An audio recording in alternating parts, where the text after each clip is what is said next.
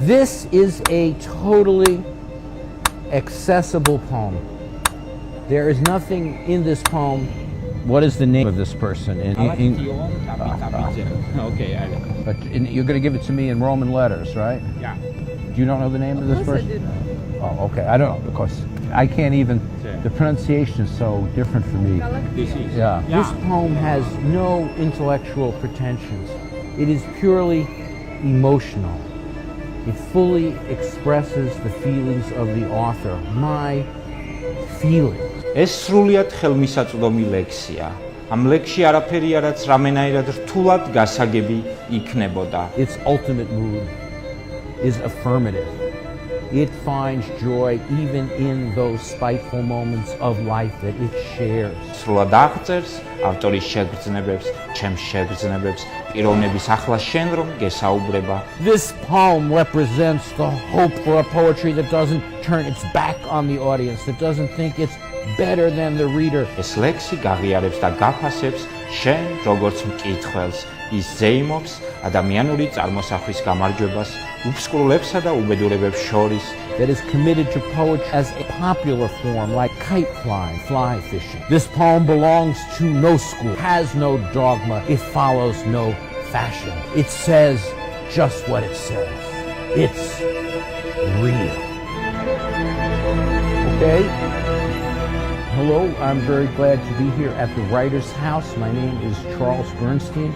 I'm from Brooklyn in New York City, and I've been invited here to the Tbilisi Festival of International Literature to read poems.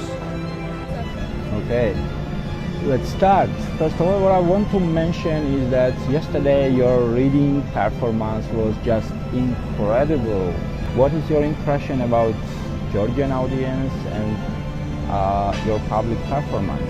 Yeah, well, of course, I just had that one, found the rapport is the word I would choose. So some sense of connection was way beyond what I could expect. We talk together as philosophers do. Our language being different is not a barrier for us sharing certain values. What's the point of poetry, and can poetry still influence readers the way it does in all times? Poetry had a very different role in a culture that didn't have film and photography. You don't need poetry to convey, to archive cultural information, a particular history of a people. The way I like to put it is, people often say that photography freed up painting to be more about the aesthetic experience of the paint. I would say the same, that photography, tape recording, film, television, frees up poetry from its information conveying function.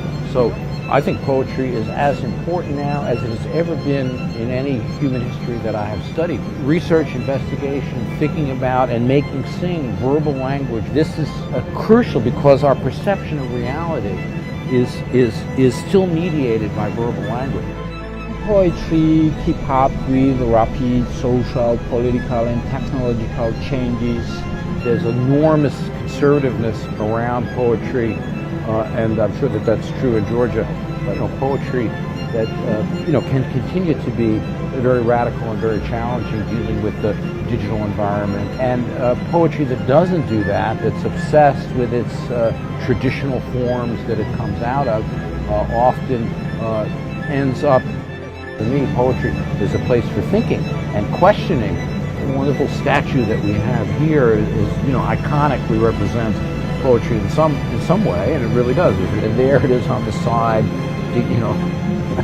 sort of decapitated, which is perfect for the poet. The poet has no body, I guess, and that's the heart of it. მე ვარ Paata Shamugia, ეს იყო ინტერვიუ ამერიკელ პოეტთან, ჩარლზ ბერნსტაინთან.